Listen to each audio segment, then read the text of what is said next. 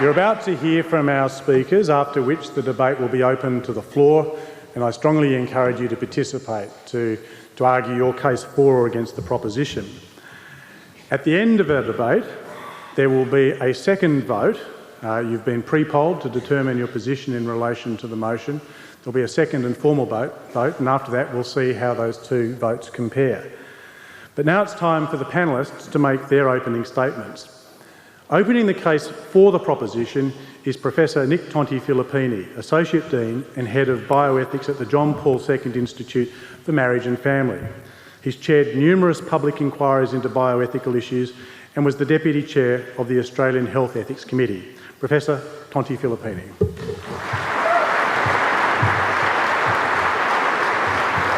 Thank you for making me welcome tonight. I'm very honoured to be part of this panel and part of this style of debate, and I congratulate the organisers for organising it at this level. In what I have to say tonight, it's obviously a highly sensitive topic. I really don't want to offend anybody. I know that the side of the debate that I take risks doing that, and I want to make the point very strongly that we all have friends and family who are in the gay community, and we love them. I'm also a Christian, and as a Christian I want to acknowledge, and not everybody agrees with me, but as a Christian I want to acknowledge that wherever there's true love, God is present. The Rudd government's removal of discrimination across the board pretty much is something that I strongly applaud. But we're talking about something different. We're talking about a significant change in what marriage means. We're taking the words union of man and woman and replacing it, as Simon has indicated. That's a huge change to what marriage means. And what I want to do tonight in this brief time is to explore what I think that change means for our community. The phrase I want to use is biological marriage. What's at stake is the biological reality of the two-in-one flesh union between a man and a woman, and its importance to children. The biological marriage establishes rights and duties in relation to children because the couple is bound to each other and to the child at every level: genetically, gestationally, nurturing, social, physical, and spiritual. Biological marriage is not just a relationship of mutual benefit to the spouses. Biological marriage, rather, is love by design that is fruitful and outreaching. In other words, it's not just about romance. It's about forming those relationships to those children, and it involves mutual and unilateral obligations of motherhood and fatherhood that have a biological origin. And that's why the law provides for marriage.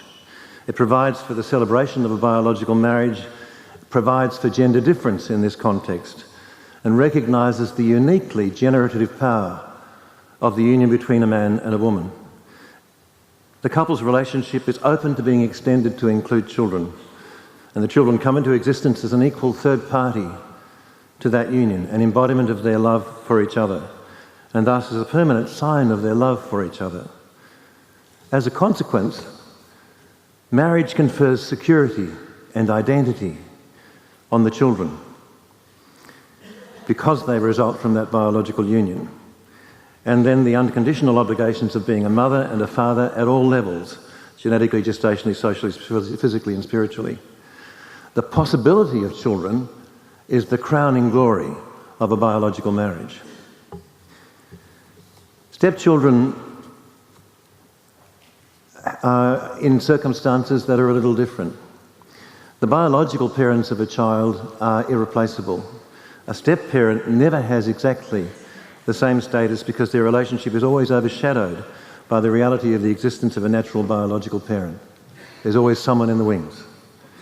The search for identity of and access to natural parents by donor offspring is testament to the importance of that biological parenthood. The major difference between a biological and step-parenting is that biological parenthood is much more than choice. It has all of these links to the child. The proposal then to remove the union of a man and a woman from the law, and in effect to remove gender from the law in relation to parenting, in relation to the status of children, is then an incredibly serious step for us to take, and dramatically changes what it is that we're talking about. Instead of husbands and fathers, there are to be parents and substitute parents, as Simon has indicated. And the comment, I think, made very poignantly by someone who is a child of these sorts of arrangements, Professor Tom Frame of Charles Sturt University, he said that a same-sex couple will be married, and marriage is understood to be the pairing of two people to the exclusion of all others. The capacity of a donor, for instance, to be involved in the nurture of a child will inevitably be affected.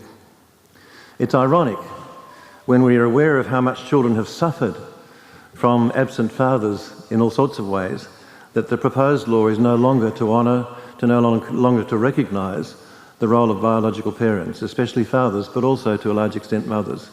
This process of redefinition would in fact be a cause of great injustice to children, denying them their right to know, to have access to, and be nurtured by their biological mother and father, rights recognised in international law. We are in danger of creating another stolen generation. In a same-sex union where there are children, the child is always a stepchild of at least one of them. And in reviewing the literature on stepchildren particularly, because I know that the literature on parenting by two mothers particularly shows a parity with parenting by a mother and a father, in young children at least. And that we don't really have research that we can refer to in relation at this stage in relation to parenting by two fathers. That's reliable at least. But when we look at what happens to teenagers in the circumstances of step-parenting, then we do see a difference. Whatever the circumstances, but where we look at the circumstances of a stable union involving stepchildren and a stable union involving a mother and a biological father and the child brought up by them, then there is a difference between the two, and the child who is a stepchild doesn't do as well on average on a number of major indicators. A child in a same-sex situation will always be a stepchild, of one of the parties at least. And as adolescents, they suffer the same disadvantages of lacking a direct relationship to at least one natural parent. And those difficulties are shown to extend into adulthood. We've got all the records then of adoption and so on in relation to stepchildren. Because the evidence indicates that the problem of being a stepchild is not resolved by living with married parents rather than de facto parents, there is also little evidence to support the idea that gay marriage would benefit children because the child will always be a stepchild in those circumstances. The state has a role in biological marriage for the sake of any child who results, to protect the child's security, identity, and right to have access to and be nurtured by his or her natural mother and father. And those rights are protected by recognising biological marriage. On the other hand, the state has no reason to intrude upon same-sex unions. A same-sex relationship is incapable of generating children. Where children exist in a same-sex household, they always have a stepfather or stepmother. Children in same-sex households are always, to use the phrase, always like Cinderellas. What we know of a stepchild situations also indicates that stepchildren living in a blended family with the biological children of their stepmother tend to suffer disadvantage compared to her natural children.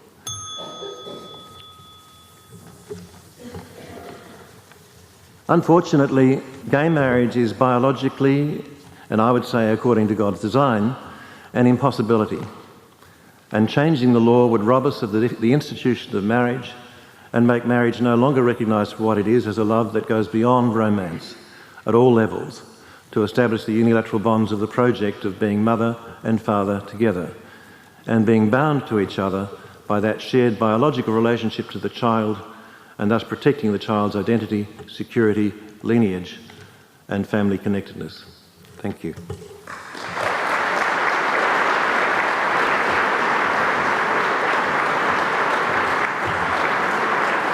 Clover Moore is the Lord Mayor of the City of Sydney and an independent member of the New South Wales Parliament.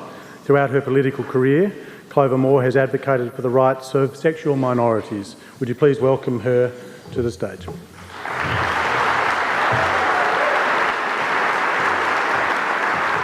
Thank you, Simon, and good evening, everyone. I want to say, first of all, that I oppose the statement that same-sex marriage should not be legalised. I strongly believe that same-sex couples should have the same rights and legal protections as heterosexual couples, and recent surveys show that the majority of Australians share this view. Same-sex marriage will happen, it's just a matter of when.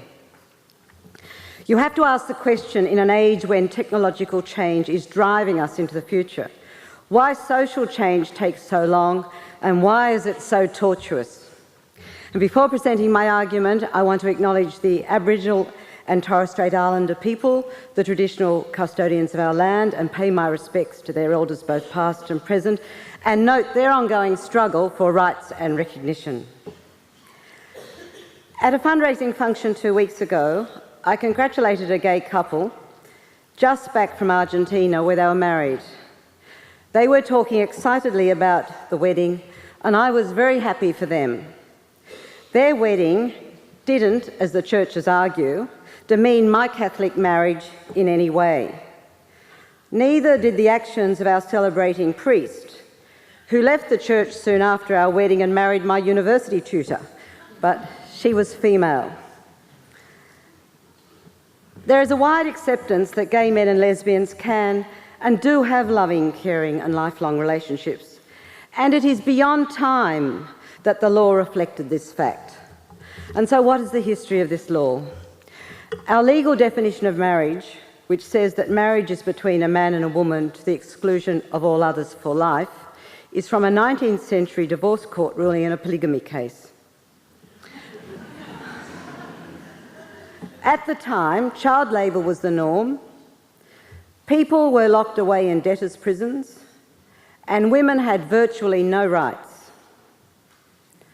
But legal rulings can and should be overturned or updated with new information and evidence, and as community values change.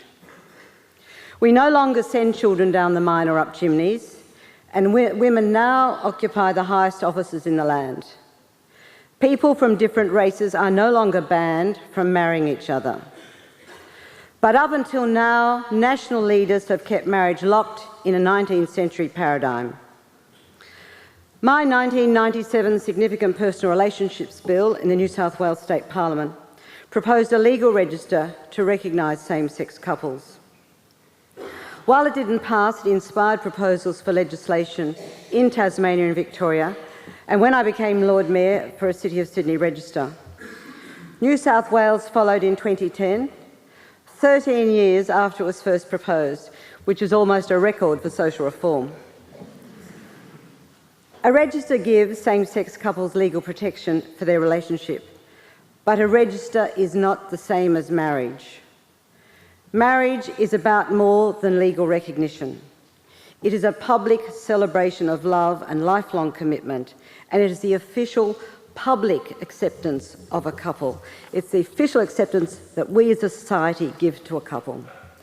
Former Prime Minister John Howard's outrageous 2004 amendment to the Marriage Act, which passed with the support of the then ALP opposition, to expressly exclude same-sex marriage, highlighted the discrimination in our system, and it sparked a massive campaign and made marriage equality a priority for many lesbians and gay men. Ironically, it also seemed to have a renewed desire by many young couples to get married, including, of course, heterosexual couples.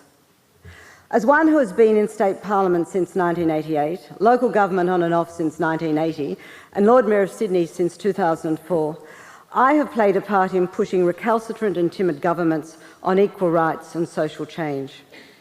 My 1993 Anti-Discrimination Amendment Act to stop vilification of gay and lesbian people passed by one vote when a government member, thank you Ted Pickering, crossed the floor. The opposition was from the establishment churches, and we have the enduring vision of the leader of the Christian Democrats, an escapee from Sydney Hospital next door, in a wheelchair, clad in pyjamas, filibustering against the reform for 3 to 4 hours in the Legislative Council. And of course, he was then a subject of a standout Mardi Gras float in the next parade. What dismayed me then, and dismays me now, is that the churches were exempted from the legislation and they may remain free to vilify and discriminate against gays and lesbians. That is not what I believe Christ was about. The major churches also drove opposition to my adoption amendment, Same-Sex Couples Act in 2010.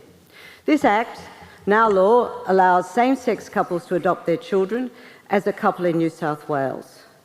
Ironically, before this, individual gay men and lesbians could adopt, but not as couples. When I first proposed changes in 2000, not one MP gave support, but in 2010, MPs of all parties worked to get the bill passed. This only took a lightning 10 years. For children in same-sex headed families, this law ensures legal protection for their relationship with both their parents and hopefully removes discrimination so that school, community, friends will see their family as normal. Same-sex couples have a long history of fostering neglected, abused and seriously disadvantaged children. Children often from dysfunctional families with heterosexual parents. These are often children that no one else wants. Barnardos, the Benevolent Society and the Uniting Church supported the bill, having seen firsthand how same-sex foster parents provide love and security for traumatised children. After the bill became law, I met some of these families and I was deeply moved by the happy, lively children who are so clearly benefiting from a loving and stable home life. One couple said the passage of the legislation was the happiest day of their lives. They and their 2 boys could now become a proper family.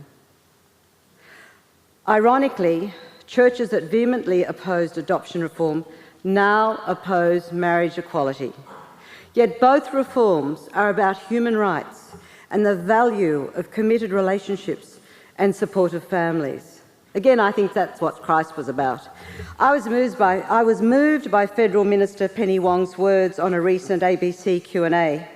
She said, "I know what my family is worth," and I think that goes to the heart of the point. She was responding to Joe Hockey's comments that the best circumstance for children is to have a mother and a father. And she said, and I quote, "When you say those things, Joe, what you are saying to not just to me, but to people like me, is that the most important thing in our lives, which is the people we love, is somehow less good, less valued." I, as I'm sure all of you do, feel very moved by that statement that Penny Wong made. I believe that discriminatory laws reinforce social discrimination, which supports violence and abuse of lesbians and gay men. I believe that giving same-sex couples a right to marry would send a message of acceptance, and again, I think that's what Christ was about. Same-sex marriage is not a threat to the institution of marriage, it will strengthen it. Marriage is about love and commitment, it's about building relationship, it is not about discrimination. And I believe all citizens deserve equal treatment, irrespective of gender and sexuality, and governments should remove legal discrimination. Australia has been working towards this, and while we've made progress, there is this one last step. This step is important to same-sex couples who want to get married in Australia and celebrate with their family and friends. But it is important to all gay men and lesbians regardless. My 1993 legislation to amend the Anti-Discrimination Act was about stopping gay men and lesbians being treated as second-class citizens. And marriage equality is about stopping gay and lesbian relationships being treated as less valuable. Symbolically, marriage equality is essential. I believe it's ludicrous in our rich and socially advanced country 2 consenting adults have to travel overseas. I have friends who travelled to Canada and I have friends who have travelled to Argentina to get married. I believe every Australian who wants to make a life commitment to the person he or she loves should be able to do so with full access to the law, and I believe that the government should reflect society's values and apply the law equally, and I believe this is in the best interest of all couples and their children.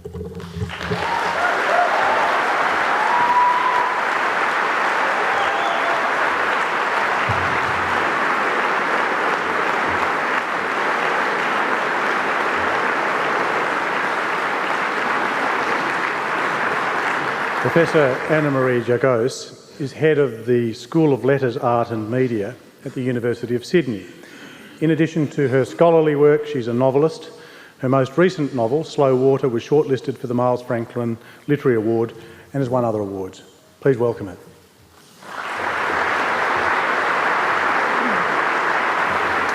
Thanks, Simon. Good evening, all. Clover reminds us that the majority of Australians believe that same-sex marriage should be legalised. She says that the question of change is not whether it will happen, but when. But isn't this also what we say about other slowly occurring disasters? Traffic impasses on George Street, for instance, or global warming? She reminds us too that we no longer send children up chimneys. We don't have a chimney at our place. That's why we never bothered having kids.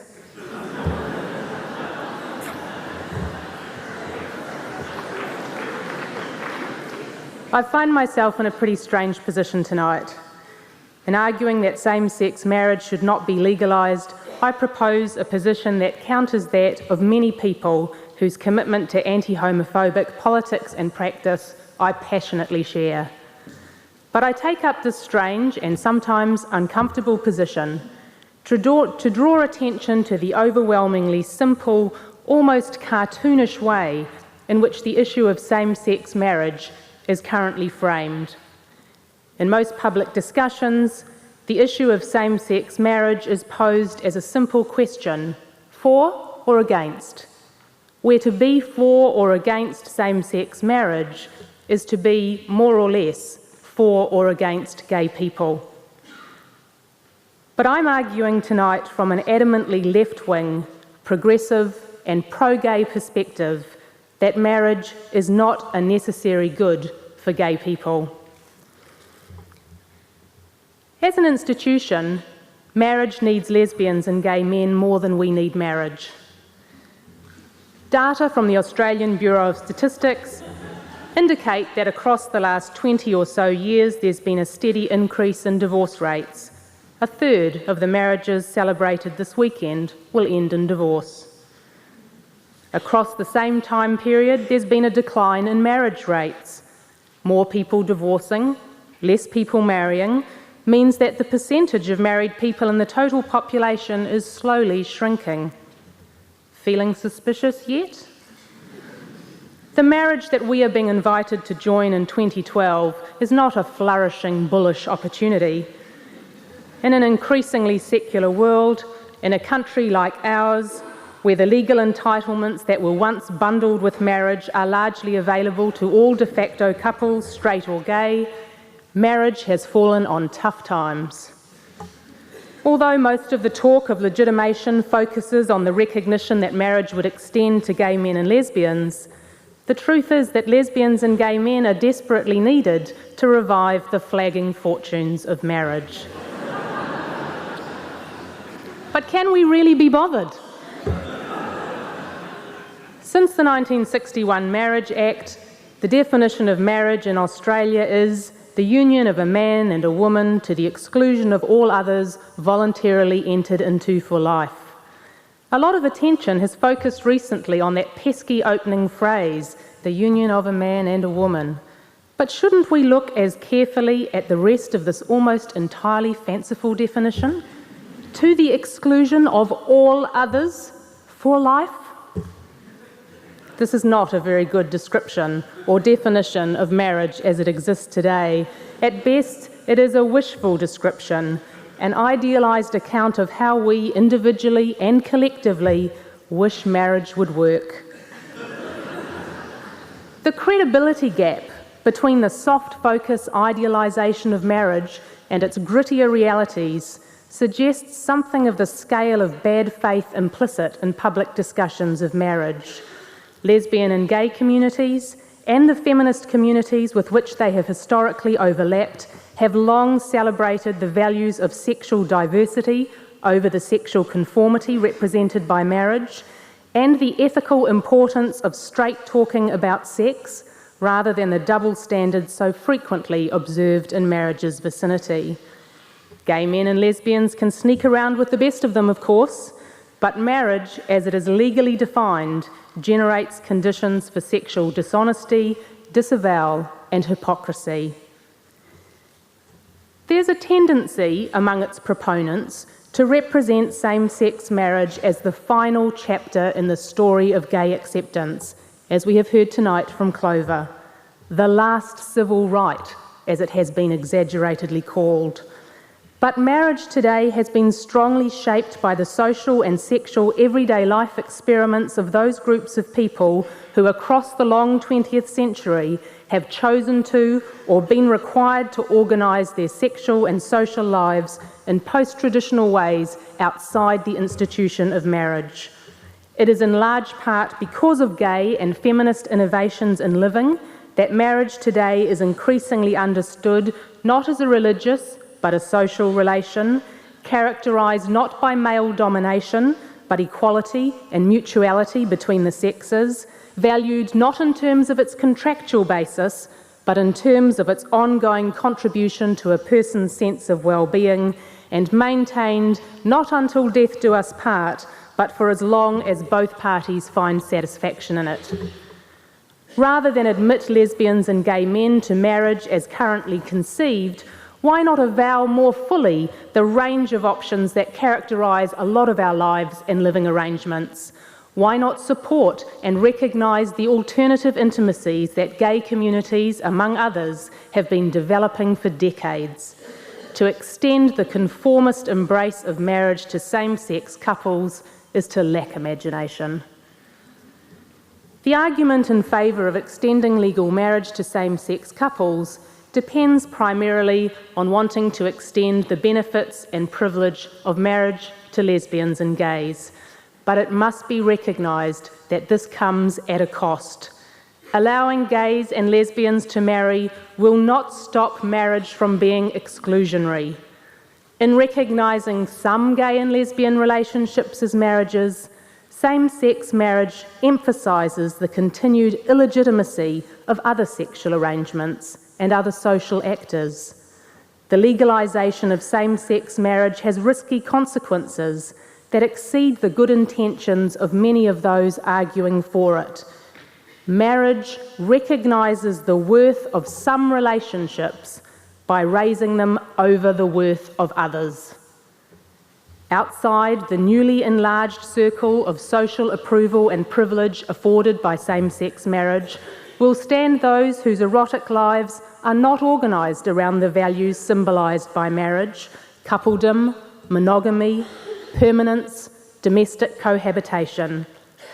Unmarried mothers, for instance, adulterers, the devotedly promiscuous, sex workers, the divorced, the bigamous and polygamous, those who are not strangers to the august traditions of the dirty weekend or the one-night stand, single people. Now, this ragtag bunch might not seem as worthy of social protection and prestige as the loving, caring, long-term gay and lesbian couples that are the shiny new poster boys and girls for same-sex marriage. But they remind us to ask something that advocates of same-sex marriage, in their eagerness, forget to ask. Why should marriage continue in the 21st century to be a primary mechanism for the distribution of social recognition and privilege? Important questions of social justice, equity, and social belonging cannot get worked out across such an absurdly constrained and increasingly irrelevant category as marriage. Presenting itself as a magical solution while only distracting us from the real and unaddressed conditions of social inequity, marriage is a red herring for the 21st century pursuit of social justice.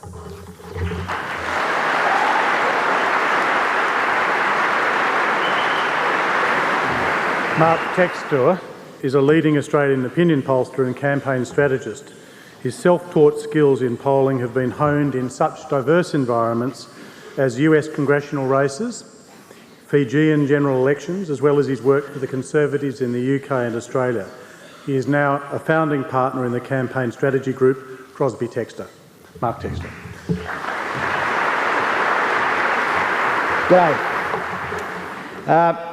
Well, I speak here today as somebody who's not engaged in alternative intimacies, but as a loving father, husband, family member, Conservative Party pollster, and campaigner for 5 Prime Ministers, dozens of Chief Ministers, Premiers and Governors in every continent in the world. And in doing so, I hope to demonstrate, as my appearance with Clover does tonight, the political and public diversity in favour of same-sex marriage. Now, what I want to do tonight is talk about some of the fundamentals of how people break down same-sex marriage in Australia. And you might be surprised to hear that in all the campaigns I've been involved in, one thing is very clear. The truth is a powerful thing, and one should experiment with it occasionally. And the fundamental truths of same-sex marriage is that our support for it should be based on 4 clear principles: a belief in values, a belief in the inevitability and alignment with reform in Australia, the practicality of having one set of laws in Australia, and that thing that's been missing from a highly cynical debate, and indeed highly cynical remarks about marriage in Australia, is the aspiration of a good, strong life. So first, to values. I wrote recently in the Sydney Morning Herald that many aspiring politicians are fond of using the term family values, in attempt, I assume, to channel leaders like Ronald Reagan, who they believe use the term often. Now, I worked for Ronald Reagan's pollster, Richard Worthland, for 6 years.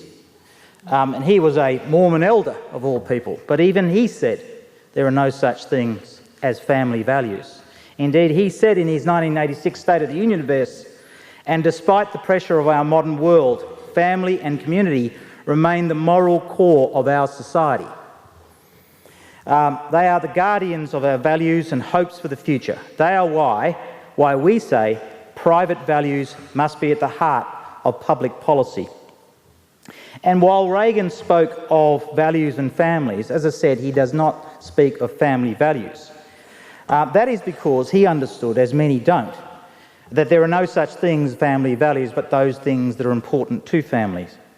These include self-esteem coming from partner or parental love,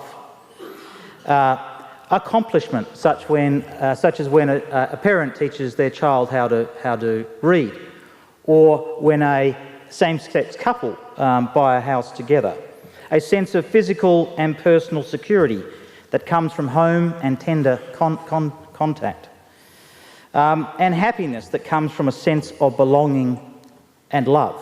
These are the things that are important to families and to partnership, not family values. The practical reformist in me believes that we should, within reason, be platform independent about how we get there. Why exclude same-sex couples from those foundation values as a Conservative? And the reason that mechanism of marriage is so important is that values bind and they are lasting. The second reason that, as a Conservative, that I believe that others, in fact all in the community, should support same-sex marriage is because Conservative Liberals are reformists. Now, Australians have an amazing capacity to not be happy about reform, but accept it on a continuum. The majority of Australians agree that reform has made Australia stronger and our society stronger. A gradual reform to the banks, airlines, tax system, GST, clerk, IR and the legal system have all arguably made our society stronger, or at least more binding, and we have a proposal before us which I hope all Australians support, which is the constitutional recognition of Aboriginal people, a very, very important reform for Australia to get, and to exclude Aboriginals from that recognition is as ridiculous as excluding same-sex couples from that recognition. And as a number of academics have already observed, this process of reform has been gradual. Australians have accepted reforms to marriage, divorce and property. They've accepted the effective rejection of dowries. They've accepted interracial and multi-faith marriage. They've accepted combined families. They've accepted the criminalisation of rape in marriage. And they have even accepted civil marriage. And I agree with others in academia to say that it's unfair to say that marriage may be reformed for the sake of anyone and everyone in that process we've just heard of, except for homosexual couples. They kind of have a B-class share in society. We'll have marriage and we'll have another share of marriage. And that gets to the third point, which is practicality. Costello said, a very conservative man, a Methodist and baptised, said Australians must adhere to the framework in society which maintains tolerance and protects the rights and liberties of all. There is one law we are all expected to abide by. Now, he actually said this in relation to Sharia law, and that excites some conservatives.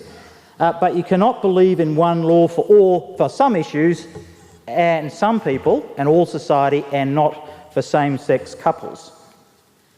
He said, in some cases we have on our hands citizens who are apparently so alienated that they do not support what their country stands for, and that is a fair go and equal rights for all. I agree with him when he said ultimately, however, it is important that voters know there is only one law and it's got to be enforced whether they acknowledge its legitimacy or not. What I'm saying is they'll be tolerant towards the reform of this law.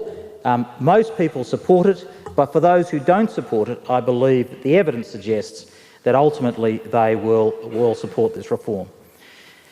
Lastly, let's talk of aspiration.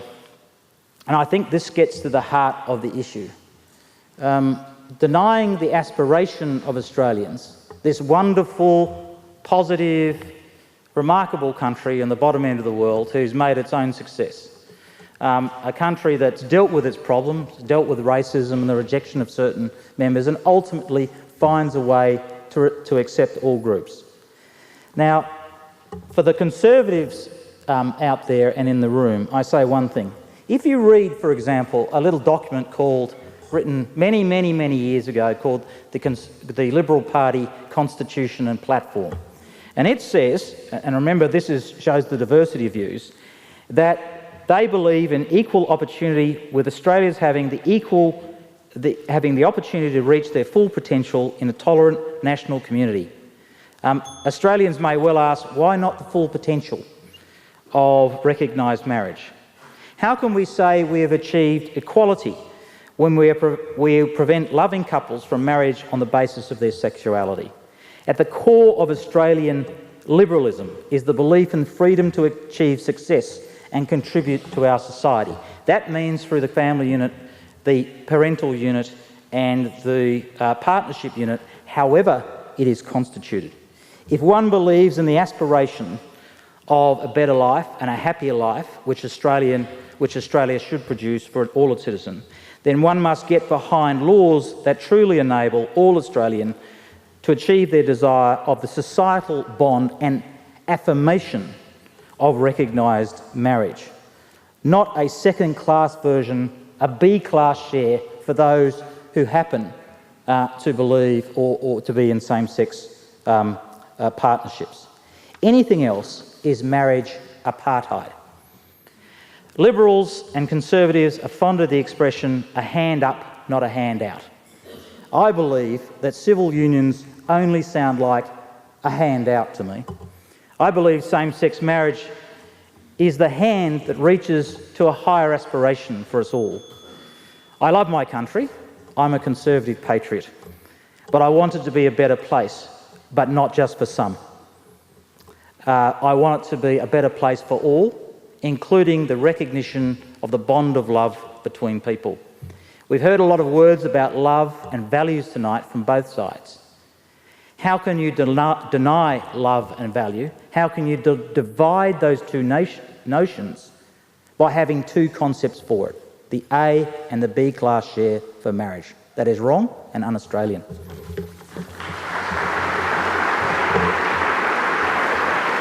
Well, ladies and gentlemen, you've heard from a quite extraordinarily diverse range of opinions on this topic. I'm tempted to say that both sides make for strange bedfellows. It's now an opportunity to open the debate to you on the floor, and I see that there's one speaker already up and there may be a few others too. So the way that you do it is that if you want to speak in the debate, for or against, go to a microphone. If you're at this part of the hall, you may need to go around because it's going out and to the microphones up there. And in order to be fair, what I will be doing is taking for, against. So it won't necessarily be the order in which you're standing at the microphone, just so that we get equality of opportunity. Remember, passion but respect for others. So, sir, you are speaking for the motion, or... Okay, so you're a bit... We'll take you as a slightly ambivalent thing. So we're going to start with microphone one, and you only get a minute, so you've got to try and constrain yourself, and I'll take a few, then I'll throw to the panel. So your name, please, and away you go. My name is Lindsay Kelly. I'm the proud father of two lovely female young adults. Professor Tonti Filippini, thank you for talking about children. Marriage doesn't always mean that children end up being loved. I know of children who have been loved very much by their adopted parents. I know of parents who have taken over the running of children because of the death of another parent.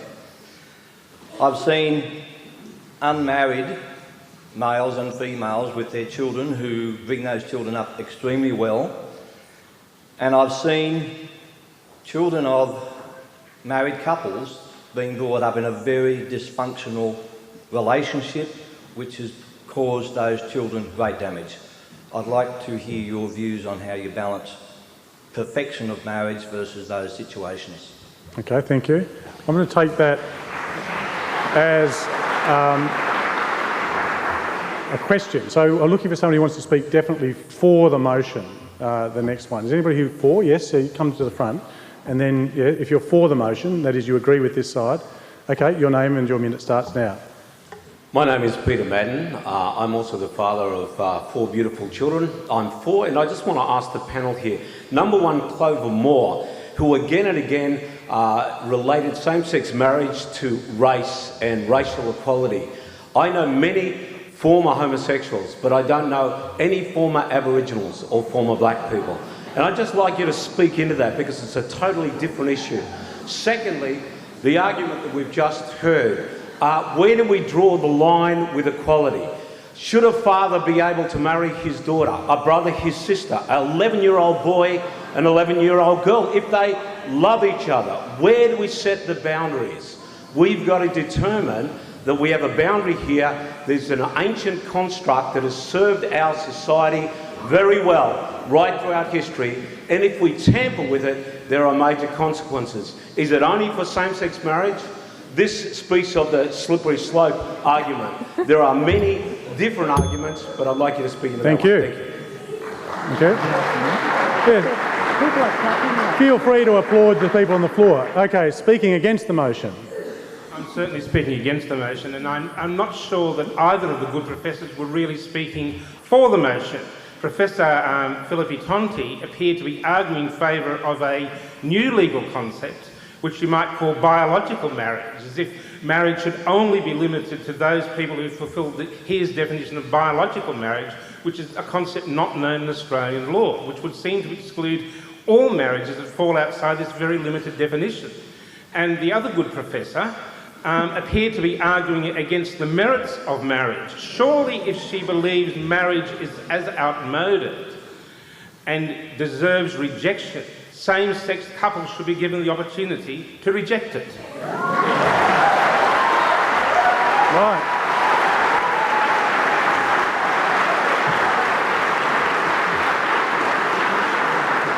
Okay, well look, We're going to come to those who are in the aisle. We've got plenty of time for this. I'm just going to make sure we don't lose track here, because everybody so far except you, Mark, is getting a bit of a serve. Nicholas Tonti Filippini, there's been a few directed to you. And I'm just going to start with you, then I'm going to come to you, Clover, on whether or not you have... When do we answer the questions? You can now. I'm going to come to you in a moment. So, first of all, to Nicholas Tonti Filippini. What I presented was certainly the ideals of marriage, and I don't shy away from that. I think that's what we should be supporting. We should be supporting the ideals. We know it breaks down. We know that there are all sorts of difficulties with it, but we know it's the best way of protecting the identity, the status, the lineage, the connectedness of children to their parents, and we know that that's to their advantage. So that's really quite important. And when I talked about biological marriage in relation to the question over here, I referred to biological marriage because that is what the marriage between a man and a woman is. It's a biological marriage, and that distinguishes it from any other kind of union. That is what, when you refer to a union between a man and a woman, you are referring to a biological as well as a spiritual union. And we shouldn't be forgetting that. And I think it's very important that we realise that this debate is about sexuality. It is about the question that was put by my colleague here in terms of why just those people. The reason why just those people is that we are talking about sex between people of the same sex and looking to try and give that recognition. And what we're trying to do is borrow the recognition that belongs to marriage, because marriage is biological, marriage is about children, and is located in that context of children, and that's why we should have a law about it, and that's why we should honour it, and we do. And what's happening here is an attempt to borrow that status that belongs to a relationship that's outreaching to include children, and to give to other relationships a status that they haven't earned, and they can't ever earn because they simply aren't outreaching in that way. Okay. Now, Clover Moore, you were challenged... Thank you. You were challenged on a couple of grounds. One, that you'd appropriated the language of human rights in relation to things like race, and you were misapplying it to this debate. That was the first charge. And the second one that was made was that you were introducing a slippery slope in which any kind of relationship without any boundary would be acceptable. Your response? Well, whilst every time I speak at a public event, I acknowledge the original custodians of the land. It's what I always do, and I do it always in this hall because we have city talks here. So I'm not sure if that is the confusion that Peter Madden has and why he made that reference. But the slippery slope argument is, I just think, that whole argument is based on prejudice and it's based on discrimination, and I just reject it. I don't think it's Australian, I don't think it's 21st century, and I think it has no place in our community, in our society. I just reject it. Okay.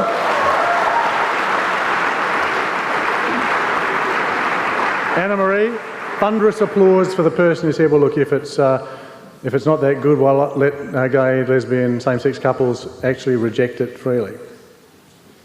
Well, I think it's probably pretty clear to alert members of the audience that while Nicholas and I are emphatically on the same team, arguing that same-sex marriage should not be legalised, we're doing so from rather different perspectives. I thought a few of you could have been asleep down the back there.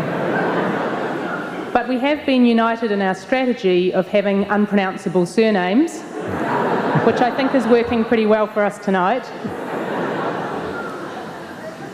As for the argument about same-sex couples being given a fair go at rejecting a corrupt or limp institution, this argument can only work if we agree, as people largely do, although not me, that marriage is entirely a personal decision. It's entirely a private relationship between two loving people, and it has no consequence for anyone else.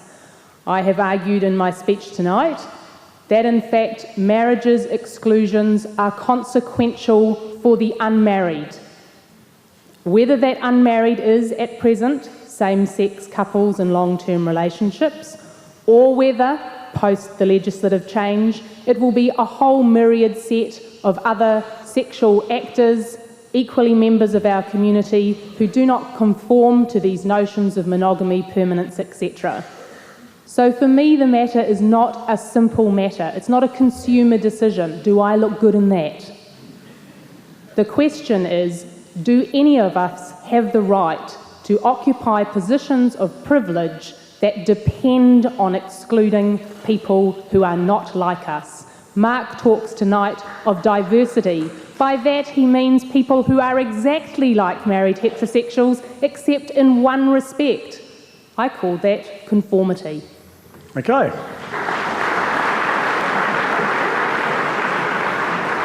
Is there somebody up at microphone 3 or 4 who wants to speak for the motion? No? Yeah, you're for? Okay, microphone 3 for the motion. This is for the motion, but the question is for Clover Moore. Where are you? He's up there. All right, okay.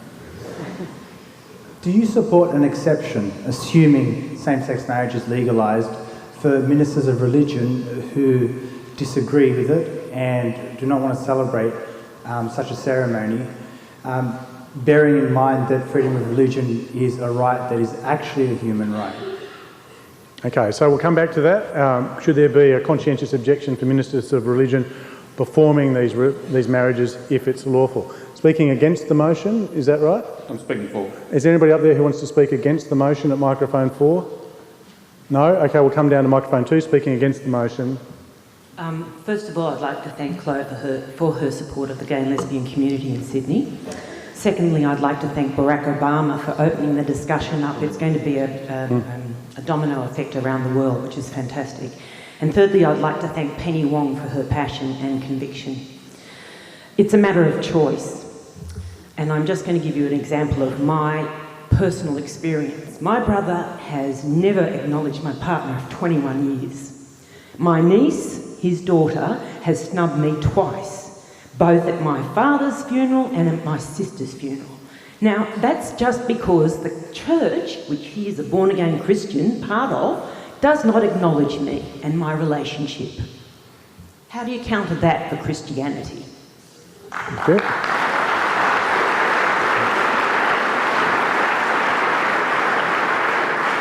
Speaking for the motion at microphone 4, your 1 minute begins now. Hi, my name's Chris. I'm speaking, asking a question for the motion. It's to the side representing the affirmative for the motion. And I understand that there were 3 speakers supporting the motion overall tonight, so I guess my question is related to that question raised by the second speaker for the affirmative, in that if we're going to do away with the definition of marriage being between a man and a woman, then why not at the same time do away with the definition including monogamy for life, since that is what the definition of that heterosexual relationship has been since the beginning of time, not just the 19th century, as Clover Moore likes to recall. So my question is, since you raised the issue of being able to do better as a same-sex community, my personal experience from my love for the same-sex community, in particular a number of people, is I feel the same-sex community is constructive enough, creative enough and clever enough to be able to define their own relationships. And since men are from Mars and women are from Venus, I don't see why we'd introduce a bill to say that heterosexual unions are now the same as homosexual unions. So how can we encourage the same-sex community to define their own relationships without co-opting the definition of a heterosexual union? Thank you. And we'll take a speaker now against the motion, and we'll come down to microphone 1. Okay, I'm sort of referent to both the good doctor and Clover Moore. Just add to the list of unpronounceables, my name is Giacomo. I was just wondering about, with the idea of biological marriage and also legalistic marriage, those conceptions of the term, whether either of those things reduce marriage in its sort of entirety to a more species-based institution than something individual and loving. So in a biological marriage, we've got a hypothetical impetus in which the purpose of marriage is partially creative. And I think reducing marriage to our biology, the natural implication of that, unless we don't take into account don't take into account gender inequality, the natural implication, logical end to it, is a form of eugenicism or a kind of male-dominated birth rates as we see in China. And I'm just wondering how, with that inequality in mind, we can still defend the idea of a biological or even legalistic marriage and simplify the matter that way. Okay, thank you. Do you want to come back to some of these things now, Chloe? Where do you want to start? Simon, you interpret those questions for us. Well, you've got a pretty broad... Last one. Yeah. Well, do you want to start off with the first one that came to you? Yeah. So that was about church ministers... whether you grant an exemption to them as a matter of conscience from performing marriages. Yep. I understand that would be the case. No one is compelled to carry out a marriage unless they wish to. I think that's different from the exemption where the church wanted schools, for example, to be able to vilify gay and lesbian people. I think that's quite different to... I mean, for many people, and I don't know what the statistic is, but for many people, they don't see marriage as something they're going to do as a religious ceremony. They see it as a civil ceremony. So I don't believe that ministers of the church would be compelled in any way to perform those ceremonies. Nick? I want to pick up on that one because, as I asked Simon if I could, because this is a much broader issue than that. If marriage is, the definition of marriage is changed, if all the paperwork is changed so that we do away with bride and groom and we do away with father and mother and we do away with all of those terms that have gender significance to them, ministers of religion are not only going to not want to celebrate same-sex marriages, as they wouldn't, they're not going to want to celebrate legal marriage at all. They'll go to a situation like we've got in Europe, where in Europe the religious marriage is totally separated from the legal marriage. So you get married twice in Europe. And so what will happen is that for ministers of religion, they will pull out of being involved in legally registering marriages and so on. For couples who believe in marriage as a marriage between a man and a woman, they too will not want their marriages registered as marriages in the law. So they will go for the idea of a religious marriage, and so we'll have this separation as we've got in Europe. So will they actually operate outside the law? Is that what you're suggesting? That's what would have to happen. As a matter of conscientious objection for both the couples and for the ministers of religion, they would have to pull out of being involved in this idea of marriage that includes a relationship between people of the same gender, the idea of a marriage that has no idea of gender within it, and also the extension of the law that goes with that, because there's a whole sweeping raft of changes to the law that goes with this, if you follow the most recent bill. I think, Mark, you want to jump in on this? I'm having a bit of dissonance here because I've just heard a very moving story about family misery and terrible pain. That with an act that could have wiped it away, at least in part. And what's the answer to that? It might be a bit difficult because someone would have to do an extra bit of paperwork and perform 2 ceremonies. Well, if you love marriage, perform 2 ceremonies. How miserable have we become that a piece of paper will stop people celebrating love between loving couples? Pieces of paper are really important. Birth certificates are really important. And what goes on them are really important. Pieces of paper are not important. What's important is love, belonging, a sense of community. Tell that to somebody who's lost their connection with their donor parents. Pieces of paper are a process by which our society binds together. They're just a process. Let's find a better process. But I thought your point was... I don't want my son to have a piece of paper. I want my son to be happy. I want him to be balanced. I want him to be a good person. I want him to be a good citizen. But I thought... I don't care if he has a piece of paper. Okay, sorry, Anna-Marie? Well, you don't need marriage for any of those things. You know, balance, self-esteem, accomplishment, a sense of security, happiness. This is what Mark said in his speech he thinks is the right of every Australian, and I think we should say every human being. Will marriage secure that? Really, that case is not evident. In a case of homophobic unwelcoming from a family, you know, incidents that happen very often, it's not necessary for us to believe that those people will be welcomed warmly now that they are married. Nevertheless, most people think it's material. most people, including a significant number of the gay and lesbian community we've surveyed, think this is a significant blockage to their happiness. Now, the world is about balancing risk versus opportunity. I don't think a series of straw men, a construct where we get lost in the logic of our own argument, should be an impediment to people being happy. Now, through a simple legislative act, a change to 3 words, we can make people happier and secure the bonds. There's lots of upside and not a lot of downside. Yep. Look, before you come back in, I thought you were saying something different, that you felt that people would have a conscientious objection to getting married in a system that and that they would.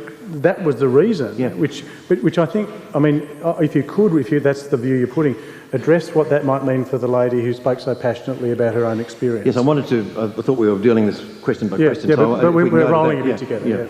On that question of men, look, I just don't endorse what's happening to that. I don't know where she's gone. I don't know. I don't endorse what's happening to her. But whether. I don't endorse the treatment of people of same sex in those sorts of ways, and as I said at the start of what I said, we all have members of our families, we all have friends who are in the same-sex community, and we love them. And what's happening in your circumstances doesn't reflect that. But what I've been talking about tonight is something that affects another group of people, and that's people, the children of these relationships, and the way in which marriage sets up a strong relationship between the child and their biological parents. And that's what's at risk here. And when you talk about bits of paper, the piece of paper that's somebody's birth certificate, where their biological parent has been removed, as happened in this state, is just a huge injustice to that child. And that's what we're seeing being brought in by this law. It's not just about allowing people to marry who are of same sex. It's about removing gender altogether, removing motherhood, removing fatherhood, removing the biological relationships altogether from the law. Okay, I'm going to throw it open. We've got lots of people wanting to speak. So, panellists, get your pencils ready because you're going to have to track a few things here because I'm going to take quite a few people so we can get through them. Somebody who wants to speak for the motion. Okay, microphone 1. Hi, thank you very much for both sides. I think it's been a really fascinating discussion. My name is Patrick Langerell, by the way. I think what's been really evident here is that there's sort of 2 different views of what marriage is going on. That's, without a doubt, it's kind of obvious. So it's helpful that I think we're focusing on what features, I guess, are sort of essential and which features aren't essential, because I think the appeal just straight to equality sort of sidesteps a lot of the dense argumentation, because before you can know whether you're being unjustly discriminatory to any case, you need to know what you're talking about, you need to know what marriage is. So I think that that's important, that there's a discussion on what the definition of marriage is, rather than just a simple appeal to equality. In the recent debates over the last couple of weeks in Parliament, Sydney, there's been lots of, this question always comes up, it's always challenged of, if you enshrine same-sex marriage, then, polyamorous unions, people start marrying cousins, marrying sisters, brothers, people say dogs, incest, all this sort of stuff. Now, some of it can sound a bit crazy when you first sort of hear it, but one interesting aspect of it, I think that hasn't and the typical sort of response, at least I heard from Michael Kirby and from other people, was that, look, no one's arguing for this, it's not going to happen soon. But that doesn't seem to me to be a principled answer to it. I mean, at least on the view here, the principle is that, well, only a man and a woman can form the sort of union that marriage is. So why is it, on the grounds of equality per se, or love makes a family, why can't more than 2 or 3 people have that union? I'm not talking about polygamous unions where it's one man, multiple women, where inequality, but just more than 2 people. Thank you. Thank you. I just need to say, well, you've only got a minute. And that's got to be fair to everybody else. So, somebody wants to speak against the motion. Okay, microphone 2. Yes, my name is Malcolm McPherson. I was married for 27 years and I have 2 adult children. I want to address Professor Tondo Filippini's remarks, which were offensive to me and to people close to me on a number of levels. I am a stepson. My stepmother took on voluntarily the care of a bereaved adolescent, a 6-year-old and a baby of a few months. My brothers and I were raised with the same love as my stepsister. We were not inferior. My best school friend. My best school friend was raised by his aunt and uncle, and no son was ever more loved. So love is about commitment. These non-biological parents demonstrated love and commitment more than many biological parents. So the argument about biological marriage to me is irrelevant. Thank you. Thank you very much. Speaking for the motion, is there somebody who wants to speak for the motion upstairs? Okay, we'll come to you in a moment. Somebody downstairs who wants to speak, microphone 1. Thank you. I just wanted to say, I think the whole point of having a social institution like marriage is surely for the social good. So I think that's the central question in this debate. Now, I think marriage, the whole point of it is to recognise and encourage a beneficial social norm. And to me, currently, it recognises a relationship which typically produces children and provides them with both a mother and a father, which have complementary parenting characteristics and is the ideal. Sure, it doesn't always happen. Sometimes marriages break down, but that's not the issue here. The issue here is how should we define marriage which is best for society? And I think the answer is very clear. We're better off keeping it as it is. Thank you. And you're right within your time. Thank you. Yes, speaking against the motion, microphone 3. Yeah. I find it interesting that you could probably characterise the two speakers on the affirmative side tonight against same-sex marriage as the foggy-minded idealists, while the hard-nosed political pragmatists are in favour of same-sex marriage tonight. Professor Tonti Filippini's arguments characterise straight marriages that don't last the distance or don't produce children as aberrations from the ideal. And he also characterises same-sex relationships that do provide stability and may also provide children. They're also considered aberrations from the ideal, or non-biological. I promise you that the relationships I've had with men have been very biological, but whatever. Why don't we simply acknowledge that families come in varieties, and that love and stability can exist in many forms, and that government legislation, while it won't change people, it won't prevent people from forming families as they see fit, it can alter the way that society views the legitimacy of those families. Thank you. And speaking for the motion, are there any women who want to speak for the motion? We haven't had too many female... Yes, up here. Yes, microphone forward. Hi, my question is directed to the against panel. Are you saying that you sanction a social experiment upon the most vulnerable people in society, our children? Okay, well, thank you. Somebody who wants to speak now against the motion, yes, microphone 2. Hi, my name is Alex. My first statement is to Professor Tonti Filippini. You said at the beginning you didn't want to offend anyone. When you referred to same-sex parenting leading to the stolen generation, you not only offended loving and committed same-sex parents, but you also offended Australia's Indigenous population who suffered that terrible time in our history and that they suffered it at the hands of the church and the government, the same two groups opposing same-sex marriage. Okay, thank you.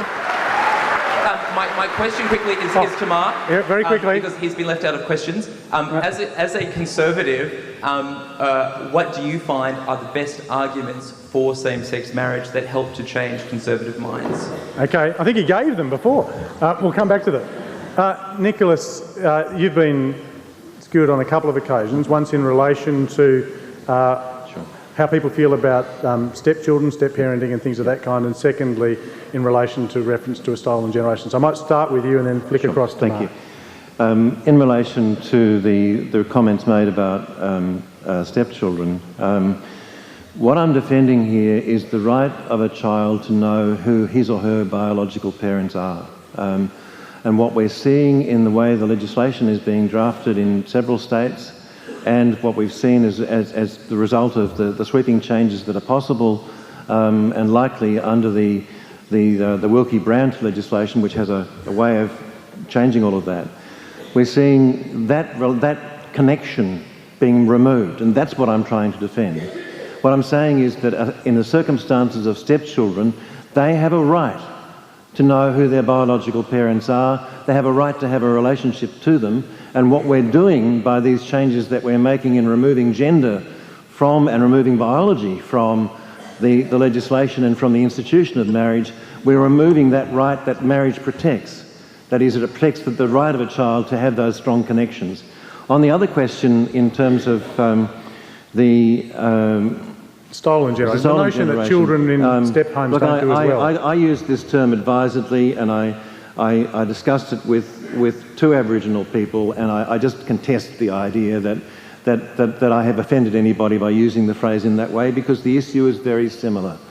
The issue is this loss of the connection between the child and their biological parents.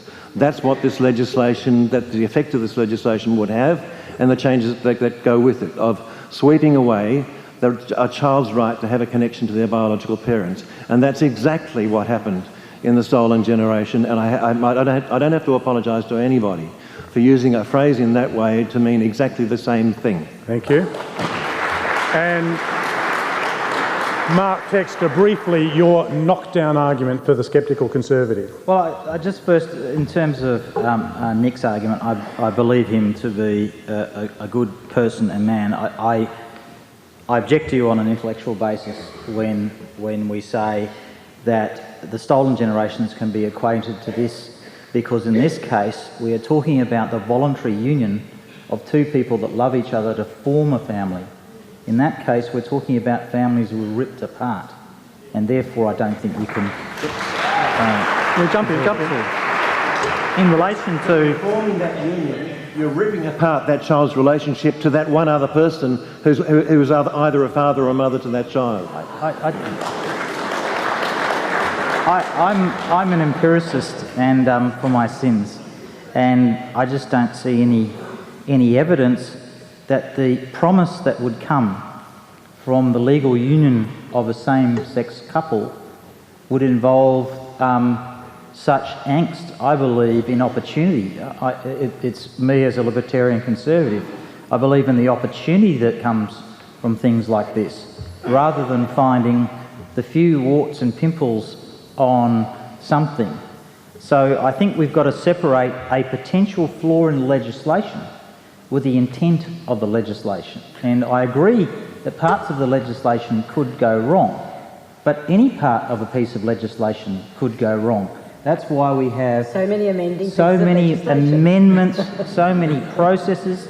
If you've gone through Parliament, it's endless. Committees. Okay. Oh my God. I'm going to go anyway, back to the... So back to you. I'm going to have to ask you now to hold on to your knockdown argument till you summarise, because I want to get a few more people off the floor. We've got really little time left, and I'll get to as many as I can.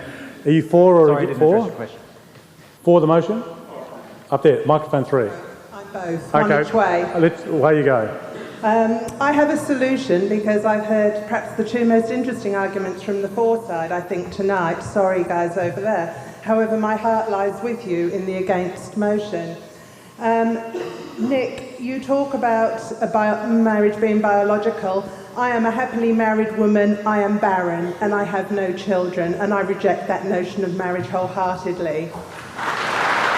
Okay, thank you.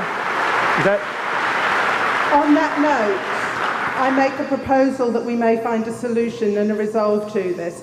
First of all, in order that your marriage may remain in its wholly biological state, let's ban divorce, adoption and fostering. Let's ban marriage for barren women, such as myself, and people that don't want children. And in the case of equality, for the other side, discrimination, we do have anti-discrimination legislation, and last time I looked, we were still a secular society, so I really do think it's time we opened up marriage, if we're going to keep it, to same-sex couples too. Ultimately, my argument for the for, though, would be supportive of Anne-Marie.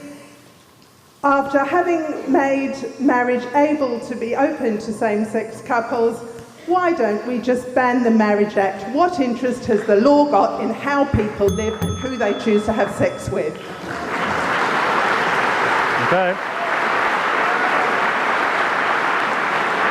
Microphone 1. Microphone 1. 1 minute, please. Hi, my name's Kiara, and one day I want to be a wife and a mother. And what saddens me about this debate is that effectively, if I want to participate in Australian society in the social convention of, ensuring the future of society, I have to deny my own identity as a woman. And as a woman, I am going to be a wife and a mother. There's no way of getting around it. I have a uterus, therefore I'm going to be a mother. My question is, yes, I just said I have a uterus. Big whoop, guys. It's biology. My question is, I suppose, what about the rest of us? What about the rest of us? I mean, I'm certainly not the only person in this holding this view. Why are we? Why do we have to? Why do we have to necessarily change? I mean, I know it's not an excuse to discriminate against minorities. I'm not saying that at all.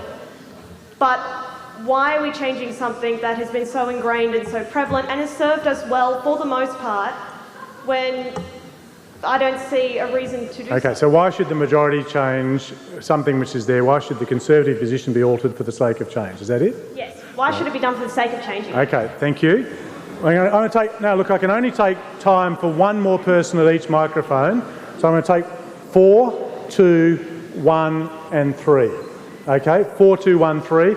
I'm sorry if you're at the microphone and you haven't got your chance now, you'll have to catch up afterwards because we're going to run out of time. So microphone 4, try and keep it really short. Clover, can you please properly answer the idea of a slippery... Up the top. Of a slippery slope, as you dismissed it as discrimination and prejudice, but based on the belief of standing up for a minority that is vocal, you would suggest that if polygamy or sisters wanting to marry brothers, etc., were vocal about it, you would support it, because it would be discrimination otherwise. And I'd also like to reaffirm the term of a conservative liberal for the negative side, basically that the definition does not support the progressive social reform.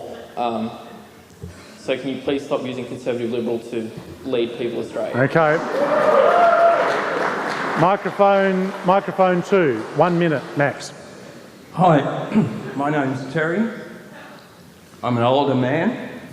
I've been out of the scene for a few years, so I've got a couple of questions, and perhaps Professor Anna-Marie is equipped for the first one.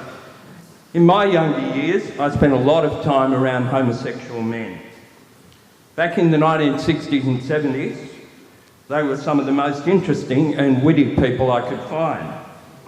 It seemed to me that monogamy was not a priority for them. Has this changed? Is it, I'm in the 4 camp. Is it reasonable to expect that the type of conversation and information that we read in the Sydney Star Observer, for instance, or maybe some of Professor Anna-Maria's literature, might be freely promoted in schools within a few years? Okay, thank you. Microphone 1, you're 1 minute now.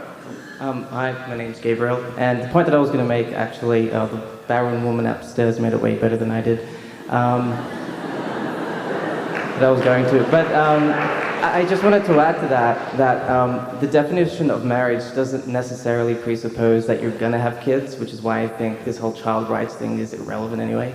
On another point, if you have 2 heterosexual couples who are married who are infertile versus a gay couple where neither of them are infertile but can have a kid, at least by your logic, the homosexual couple would be better off with a child because at least one of them has a biological child.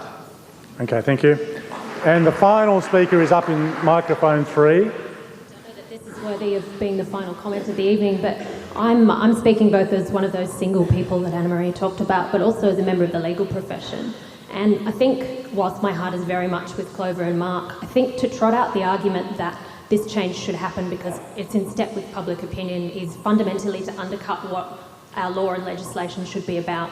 Law should not be about being in step with public opinion, and it's probably an opportune time to say this coming up on the 20th anniversary of one of the biggest legal changes that we've had in modern history, Mabo, which at the time, had we polled the general public, I think a slim majority would have been against the decision that the High Court made.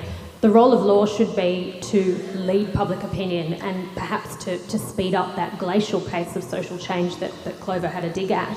I think there are fundamental principles like human rights, like anti-discrimination and natural justice that should be what we're focusing on in this debate, not on the fact that, fortunately, public opinion's on our side in this one. Thank you. Sorry, you've missed the boat. It better be good. I'll give you one more. It better be good. The best till last. Right. Okay. 1 minute max. Go. Mike Bloomfield is my name. Listen, guys, I don't know what the intelligence level is here, but this is a room of ethics. And only one man is qualified to speak on ethics in your presence. Now listen up good. You can have 24-hour day instead of day and night, but it will never happen in a natural. Listen good to the gentleman here, because his God has already answered. Okay? You already have the ruling. And you have a Christ in heaven who has ruled against this, and your incoming Prime Minister also has. Okay, thank you. A passionate final introduction. Yep. Okay, now the votes have been cast and they're being counted, and what I'm going to ask you now, each for 2 minutes, I'm going to give you a little task, apart from your general summary. Mark Texter, you go first, okay? You get up to 2 minutes, and in your 2 minutes what I'd like you to do is to see if you can include the knockdown argument for the Conservative Liberal, or the term was not liked by the person there, and answer anything else you want to. Then we'll go to you, Anna Marie, then to you, Clover, and I'd ask if you could particularly come back to what people felt unsatisfied with your answer about, do you allow a slippery slope, and are you going to support things simply because they're popular? And then finally, Nicholas, I think you've got a long list that you can go with. So, starting with you now, 2 minutes please, Mark, and away you go.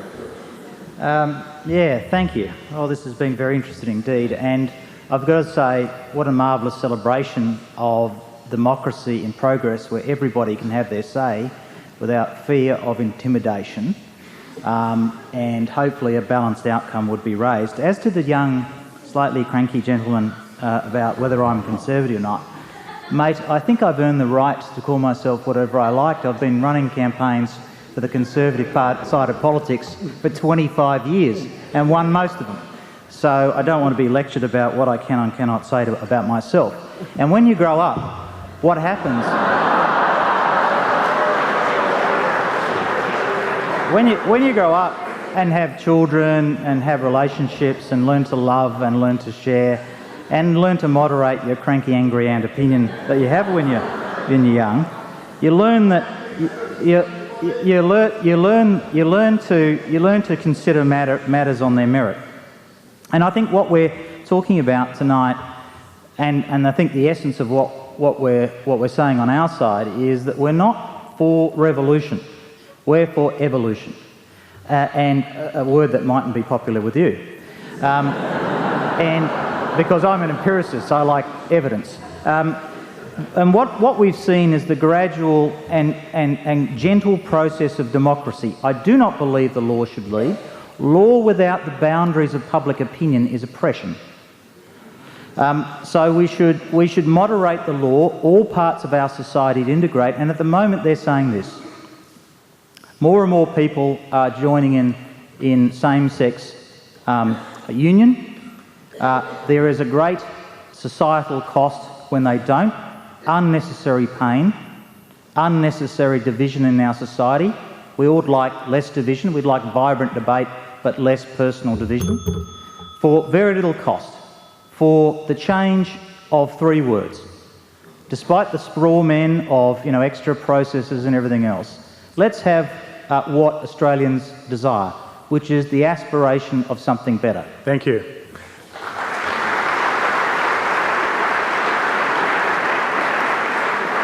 Professor Anna Marie Jugos, your 2 minutes begins now. I can't help but notice that almost no one tonight has addressed my challenge.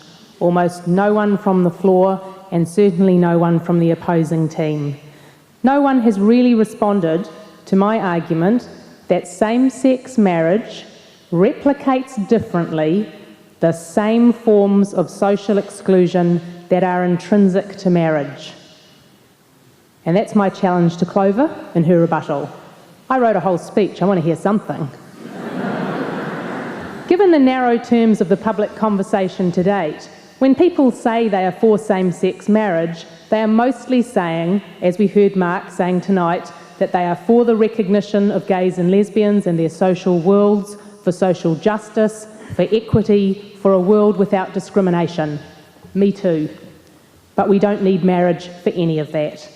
The real test of an ethical position should be whether we are willing to extend rights, recognitions and privileges not to those almost exactly like us, but to those we don't know and with whom we might not have anything in common, to those whose ways are unfamiliar and not fully understood. Why not imagine a social world that doesn't privilege the same old, comfortingly familiar, monogamous long-term couple? Although many tonight have suggested that same-sex marriage is the last frontier of human equality, extending marriage to same-sex couples is a well-intentioned step in the wrong direction. Rather than resuscitate the feeble institution of marriage by extending its reach to long-term, monogamously coupled homosexuals, we should be honouring the very important feminist critique that refuses to see people's value tied to their marital status. We should be working to secure a broader, non-discriminatory landscape where social belonging is not linked to the shape taken by people's intimate or erotic relations.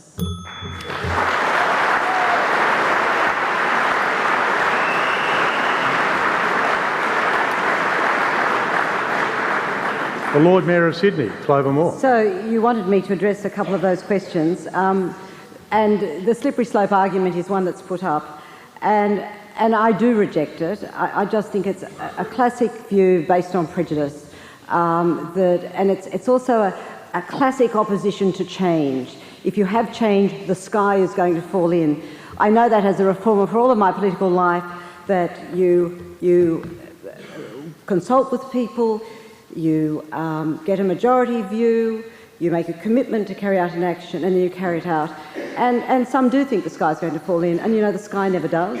And it's about social change, and I think it's really important that governments are in tune with where people are as well. And I think our laws should reflect who we are and where we stand in Australia in the 21st century. And this is not.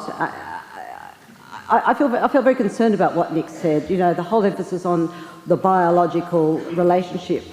And I spoke at some length about the significance of the adoption legislation because it legitimised for that group of people that were offering a strong family relationship for traumatised children who'd come from families where they'd been abused and disabused by their dysfunctional heterosexual parents. So, you know, the ideal of marriage that's put forward, you know, it's not like that for a lot of people. And so I think what we're trying to do with our laws is to work out what is the majority good. And I believe this law is about inclusion, not exclusion. And I think Anne-Marie has a right to her very clever view. I just think that is her right. But for many other people, and many of the people I represent, being able to have a recognition of their relationship is as good as a heterosexual marriage, that's really important to them, and they have a right to choose that. So it is about rights, and it is about acceptance. It's about a family with a gay couple and 2 children that have been adopted or through other means, being able to be accepted as a normal family in the community. Right. We are very varied in the families we have, but what I think government should be all about is supporting families I believe government should be about supporting loving, supportive families. Thank you.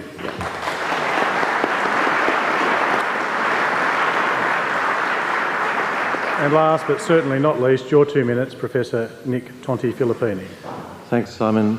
The point was made earlier about infertility in a married couple, and what I'd say about that very simply is that a married couple who are infertile suffer a tragedy, and it's a tragedy within a relationship that is the kind of relationship that could produce children normally. It's a great sadness, but their relationship is still the kind of relationship that might produce children, and for that reason the law has an interest in it. And what I've been saying all through tonight is that the interest of the law in sexuality, the interest of the law in what people do sexually, is only because the relationships may produce children. And if they don't produce children, if they're incapable of producing children, that is, that they're not the kind of relationship that could produce children, why would the law be interested in them at all? This is an issue of exclusion, and I differ from Clover on this. That the passing of a law to take out the biological marriage from the marriage definition would exclude the importance of that legislation for children, the importance of that legislation for securing the relationship that children have to their parents, their biological parents, and that connectedness that is important in terms of their lineage, in terms of their identity and their security. And we've seen it in this state, where a child was struck off, a child's parents, a biological parent was struck off the birth certificate. And that's what this legislation is producing. It's producing a set of circumstances where gender doesn't matter, yet we know gender does matter. We do know that your relationship to your mother and your father does matter. We do know that it's important that a child has a mother, and we're talking about allowing circumstances where children would be deliberately produced with no relationship to their mother whatsoever. Those are the issues that are here. It is an issue of exclusion, an exclusion of those children's rights, and those rights are recognised in international law, and if we pass this sort of legislation, we'll be failing that whole generation.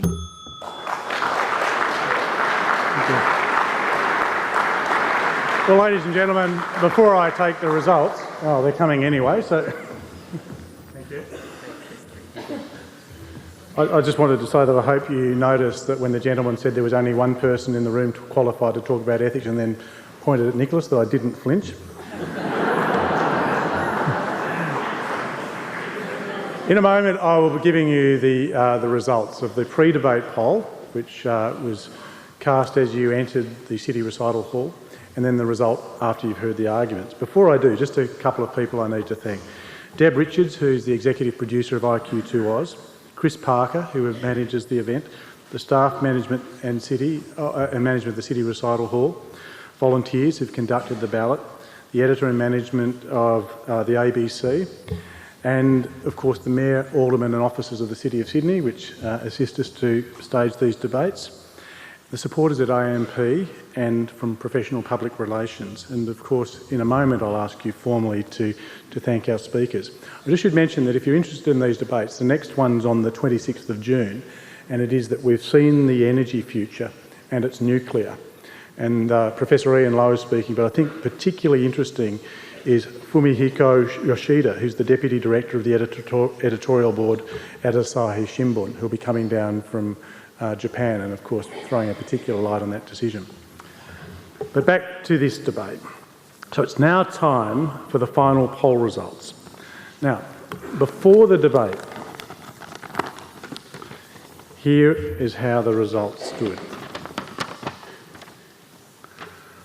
For the motion, 15%. Against the motion, 75%.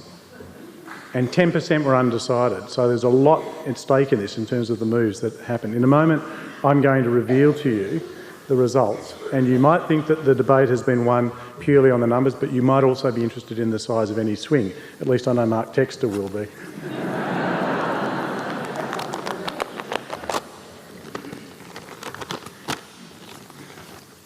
Again, the results before the debate, undecided 10%, for 15% and against 75%. At the conclusion of the debate, 7.1% are undecided. For the motion, an increase of 4.6% to 19.6%, but with a huge margin against 73.3%, and therefore I declare that the motion has been lost.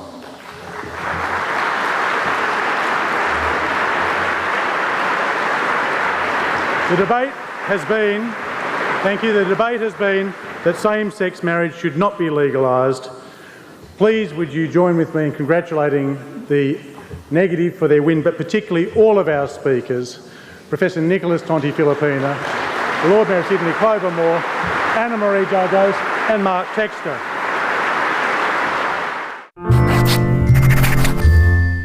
This is Big Ideas from the ABC.